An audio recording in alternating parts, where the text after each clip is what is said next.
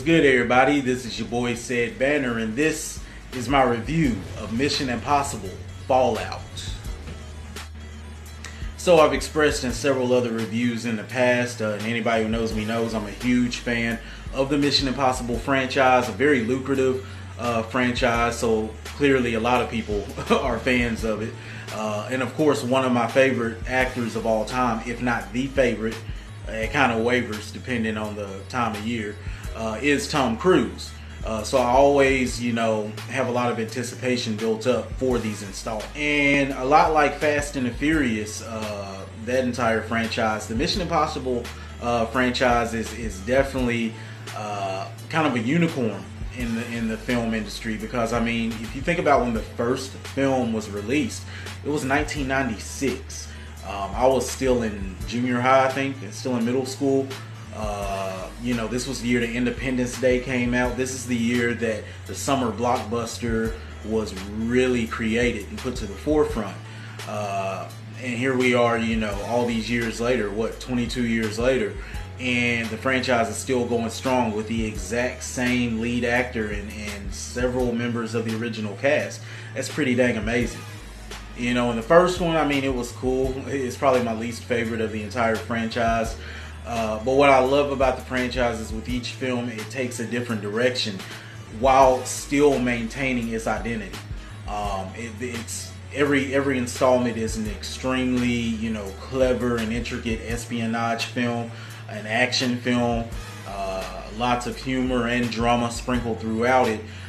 But they managed to give each installment a different kind of theme and visual feel, and I've always been extremely impressed by that. My favorite one before going to see Fallout was Mission Impossible 3, directed by the great J.J. Abrams. I still to this day maintain that it is probably one of, if not the most tense and suspenseful action films ever made.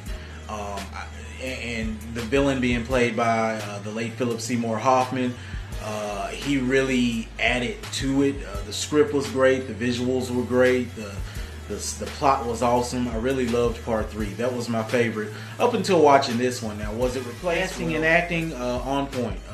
You have a lot of the same, the familiar faces. Of course, you have Cruise, you have Ving Rhames, Simon Pegg, Alec Baldwin is still there. You still have, actually the new additions. You have Henry Cavill, Superman himself. If you saw Justice League, one of the huge complaints, of course, was the mustache, the beard, all being kind of blotted out by CGI. That was because he was shooting this film.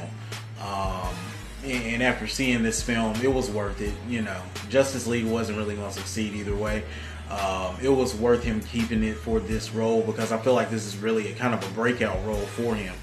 And it's not really a deep or intricate role. However, it's like it's one that's built for him. It was really badass. As already mentioned, these Mission Impossible installments really hinge very heavily on the visuals and the set pieces and locations. Fallout does not disappoint. I think Fallout may have outdone all of its predecessors. The set pieces really just speak for themselves, and taking these awesome action scenes, man, and putting them into these set pieces is just, it's really art. Watching this film is art as far as action films and film in general goes. This entire film is art. Each scene feels like an event, and that's what I loved about it. And I credit, he wasn't the director here, but the producer, J.J. Abrams. I feel like he's just great about really taking something great and taking it a step higher and making it epic. He did that here in Fallout. The score, the musical composition is bananas. I love it, man, and I always give Christopher Nolan and his film company Syncope a lot of credit for having these awesome scores. And several times during this film, I almost wanted to get on my phone and check to make sure Nolan had nothing to do with this because of the score. Each scene that is already visually stunning and just full of this crisp, beautiful action is elevated even higher with the perfect score. The background music is awesome. They really killed it. Pacing, I always have to mention it. I'm huge on that. The pacing here was almost perfect. Out of the entire running time, there may have been 2 spots where it kind of hit a slow point, but it never lasted long. For most of this film, you're kind of trying to catch your breath because you're taking in everything that's going on, and it's just bam, bam, one thing after the other. It's like watching one long extended action sequence. So that's all I'll say about the film. Yeah. So my rating for Mission Impossible Fallout is... I always get a little kickback and backlash when I give this rating. However, I haven't given this rating in, I think, 3 years now. I think 2015 was the last time I gave it. And I kind of went back and forth with it. But I'm going to go ahead and give this rating. Mission Impossible Fallout is a masterpiece. It is a masterpiece. I feel completely comfortable saying it because, as everything I've already mentioned, everything in this film was on point.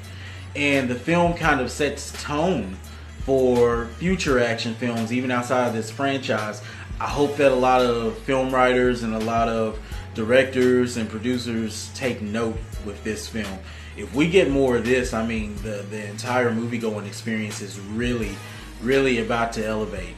And I, for one, am extremely excited about that. So kudos to everybody involved in this film and to the great and masterful Tom Cruise. This film is badass, and it has replaced MI3 as being my favorite Mission Impossible installment. So that concludes this review. Until the next review, hey.